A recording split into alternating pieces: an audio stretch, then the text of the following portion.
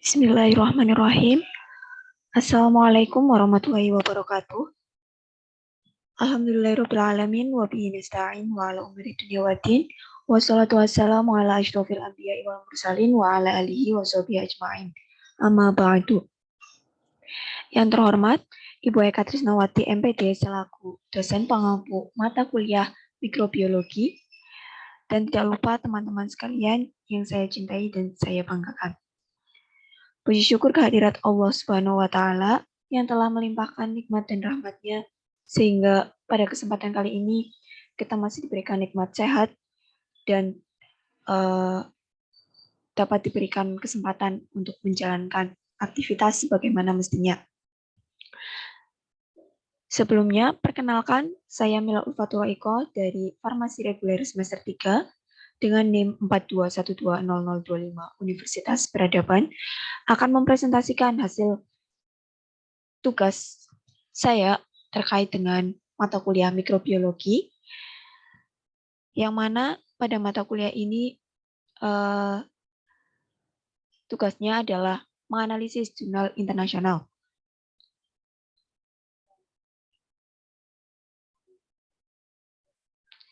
Ya, pada kesempatan kali ini saya menganalisis salah satu jurnal yang berjudul Cellulose Negative Mutants of Acetobacter Psillinum, yang mana jurnal ini ditulis oleh Svein Valla and Josh Bacon, berasal dari Journal of General Microbiology tahun 1982.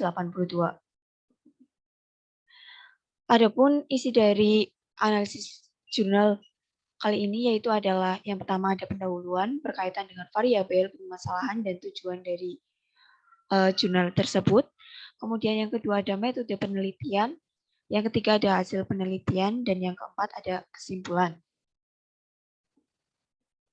Yang pertama pendahuluan. Berdasarkan jurnal ini, variabel yang digunakan adalah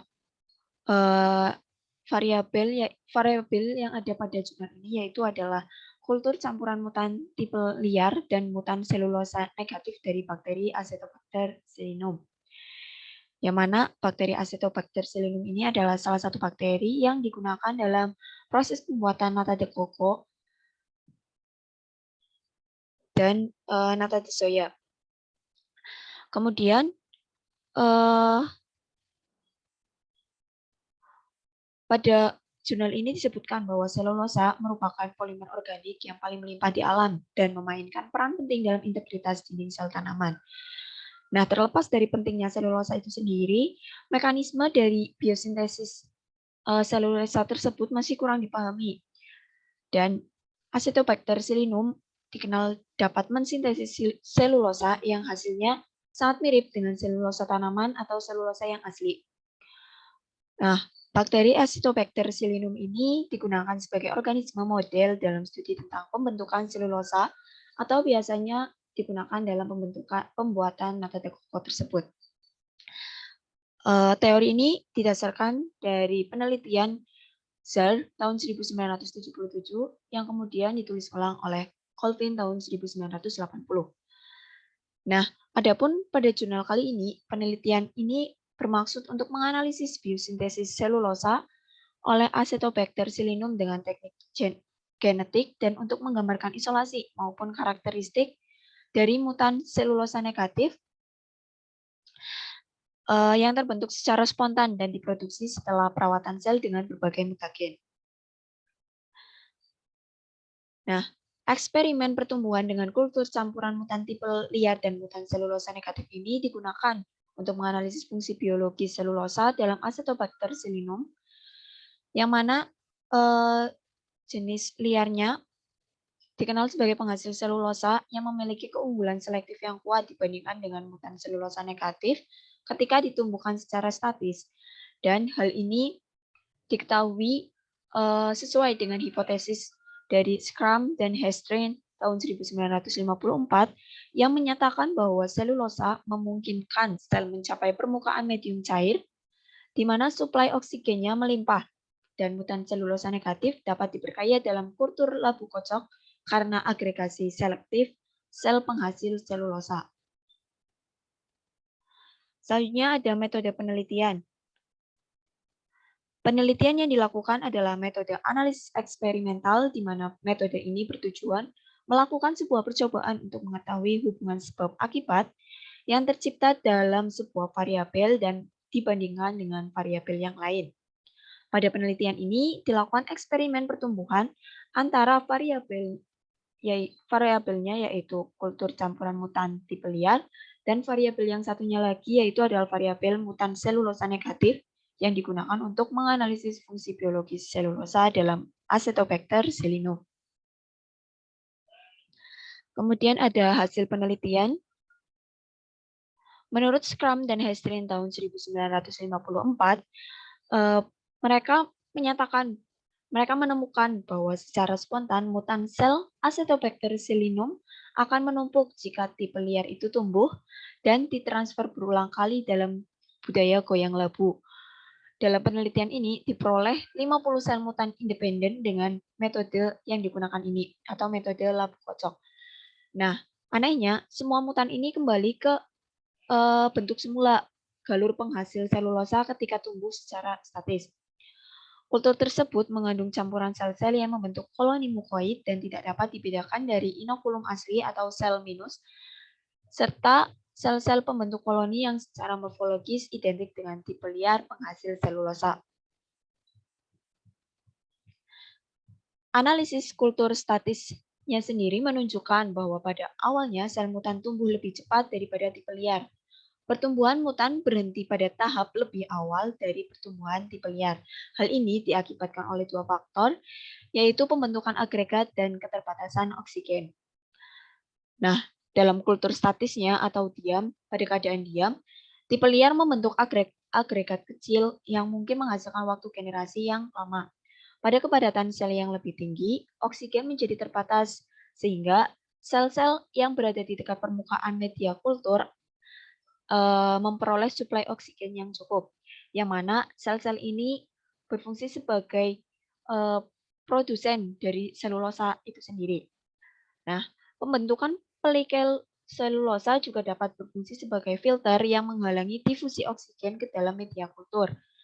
Tekanan selektif yang kuat mendukung jenis liar dalam kultur statis, juga menjelaskan mengapa sebagian besar sel mutan kembali dalam kondisi semula. Nah, percobaan yang dilakukan dalam jurnal ini mencapai hasil sebagai berikut.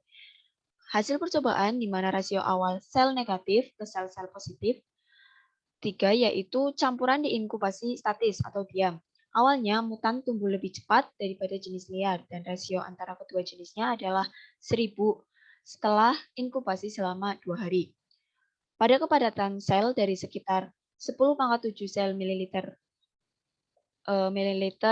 min 1, mutan berhenti tumbuh sedangkan tipe liar terus tumbuh dan akhirnya mendominasi budaya setelah 4 hari. Hasil percobaan pertumbuhan yang sama, di mana muatan rasio awal atau jenis liar adalah 10⁻6, 10⁻6 adalah sangat mendukung mutan. Sekali lagi, jenis liar terus tumbuh setelah pertumbuhan mutan telah berhenti, dan akhirnya angka dari dua jenis variabel diketahui. Dalam hal ini, jenis liar tumbuh lebih cepat dengan tidak adanya mutan, sedangkan pertumbuhan mutan tidak terpengaruh oleh kehadiran tipe liar. Jadi, Acetobacter selinum yang jenis liar tumbuh lebih cepat dan mengalami pertumbuhan itu lebih banyak dibandingkan dengan Acetobacter selinum mutan. Dan dapat diketahui bahwa jenis liar yang tumbuh lebih cepat itu tidak diketahui adanya mutan di dalamnya, dan mutan yang tumbuh pun tidak terpengaruh oleh kehadiran dari si tipe liar ini. Selanjutnya ada kesimpulan. Setelah menggunakan beberapa sel mutan, diketahui bahwa fungsi biologi selulosa dalam Acetobacter selinum menunjukkan bahwa sel mutan terakumulasi dalam labu kocok sebagian karena pengambilan sampel selektif pada pemindahan sel dari satu kultur ke kultur berikutnya. Sel tipe liar tumbuh secara eksponensial pada kepadatan sel yang rendah dan tidak membentuk agregat apapun dalam kondisi ini. Terbukti, baik kepadatan sel minimum tertentu dan konsentrasi selulosa diperlukan untuk pembentukan agregat terjadi. Atau selulosa tidak diproduksi sebelum kepadatan sel tertentu tercapai. Metode labu kocok untuk seleksi mutan mendukung isolasi galur yang tumbuh lebih cepat atau lebih cepat daripada jenis liar.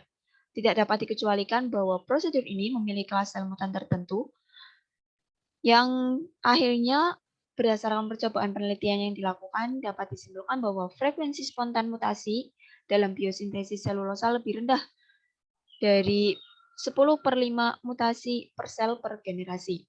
Frekuensi mutan negatif selulosa yang sangat tinggi ini sering diamati selama budidaya rutin tipe liar, Acetobacter psilynum, yang kemudian dapat diketahui bahwa hal tersebut disebabkan oleh seleksi biologis dan bukan karena frekuensi mutasi yang sangat tinggi.